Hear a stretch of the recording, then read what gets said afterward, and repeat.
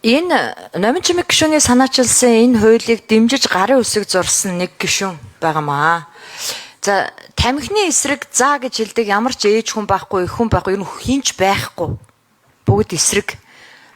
Эсрэг байна шүү дээ. Тамхи архины эсрэг, мансууруулах бодисны эсрэг явна. Гэхдээ нэг юм байгаад байгаа. Хятад улс Маогийн үед шүү дээ. Энэ болжмор шувуу тариа будаа идэт ингээ бүх болжмороо хятадсан. Хорхоо шавжин дийлдэхэ болсон. Түүн луга бид өнөөдөр сайхан лоозонгийн дор асуудлыг шийдмээргүй байгаа юм л д.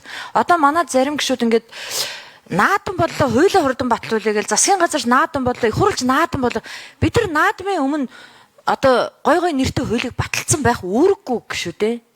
Тэгэхээр жоохон нухацтай үзэхгүй юм уу? Онцгой албан татваргүй байгаа зохицуултгүй байгааг зохицуулттай болохыг би дэмжиж байгаа. Үзэл баримтлалын хувьд дэмжиж байгаа.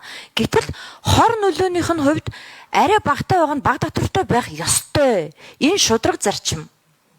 Энэ одоо манай байнгын хорооны одоо шийдэх асуудал мөн байхгүй юу? Гэтэл хоёр шинжээч, хоёр судлаачийн дүн зөрүүд байгаа байхгүй юу? Гайлын лабораторийн шинжээч болохоор одоо над веб чинь шууд хор тавдар үүсгэж чинь гэж маа чин бүрэн гişүү хэлсэн гэдэг ингээд яриад байгаа. Тэгэнгүүт та очиод шууд хор тавдар үүсгдэг байх гэж хэлсэн байх шүү. Тэгэнгүүт энд эрүүл мэндийн яамны эмч мэрэгжилтэй шинжээч болохоор өөр юм яриад байгаа. Тэг бид нар энийг алинд нь итгэх юм.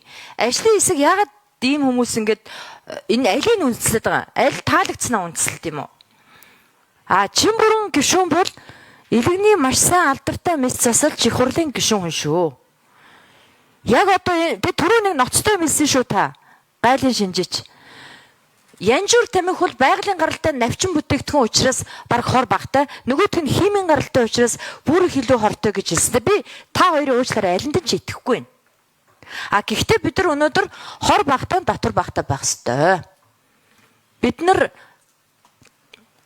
төсвийн байнгын хорооны гишүүд шүү дээ, мэргэжлийн байнгын хорооны гишүүд шүү дээ. Тийм учраас наадмын өмнө тамхины хуулийг баталж супер сенсац дэгдээ нөхдөө гэдэг мэдэг юмд бити ягаарэ. Би бол номын чимэг гишүүнд хэлэхэд таныг энэ хуулийг үзэл баримтлалын үед дэмжиж байгаа дахиад жоохон нухуул яад. Хэдүүлээ намрын чуулган руу явуулвал яад юм бэ?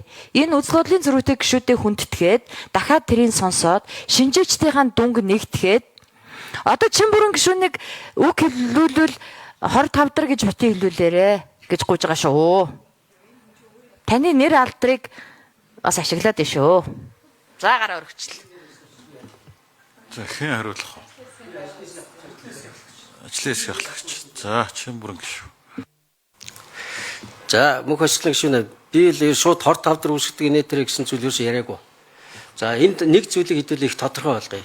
Мэргэжлийн байнгын хороо, төсвийн байнгын хороноос та бүгдээс миний одоо яг ахалж байгаа энэ ажлын хэсгээс юу хүсэж байгаа вэ гэхээр татварын бодлого дээр мэргэжлийн байнгын хороо ямар бодлого бидэнд санал болгож байгааг дээр бид хүлээгээд байгаа.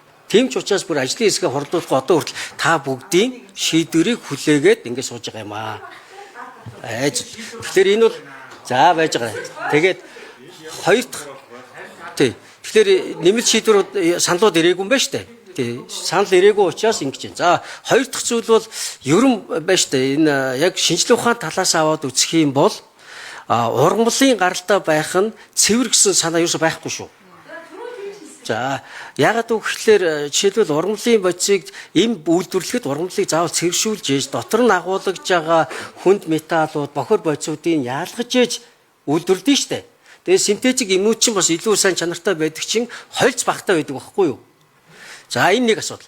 Зүгээр гайлын ерхий газрын лаборатори дээр очиод би цэрэн жимтгууд бидэд ярьсан зүйл бол хит их өндөр никотин агуулсан савлалт өөр аюулт шүү дээ. Жишээлбэл одоо Баярбатар гишүүн бит хоёр ярьжсэн. Энэ сорох рефлекс бол хүнийг тайвшруулдаг рефлекс. Тийм учраас одоо энэ номын чимэг гишүүний өргөн барьсан хуулийн дотор савлгаан бага байх ёстой гэдэг заалтууд байгаа.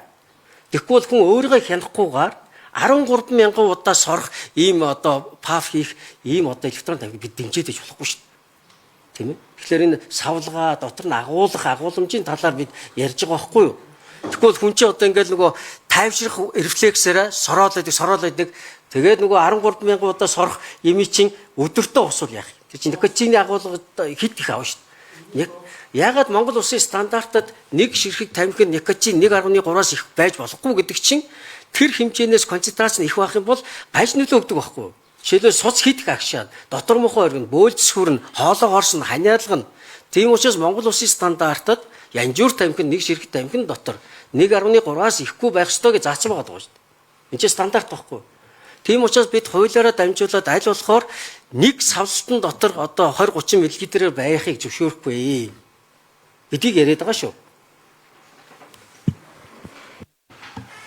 Тодруулах. За мөнх хүйсгэлэн гişүү. Тийм учраас ингээд бид ажлаа өгсөн. Тэгвэл маний үг зүг хэрэггүй юм биш үү? Шууд ажлаа үргэлжлүүлээ явцгаая гэж. Яг үлээ.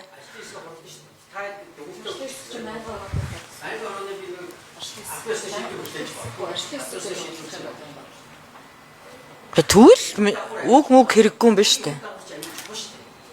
Та бүхэн яриад байгаа бүх яриаг би сайн сонсож байна. Докторалт хэвчүүлсэн шүү дээ. Харин тий?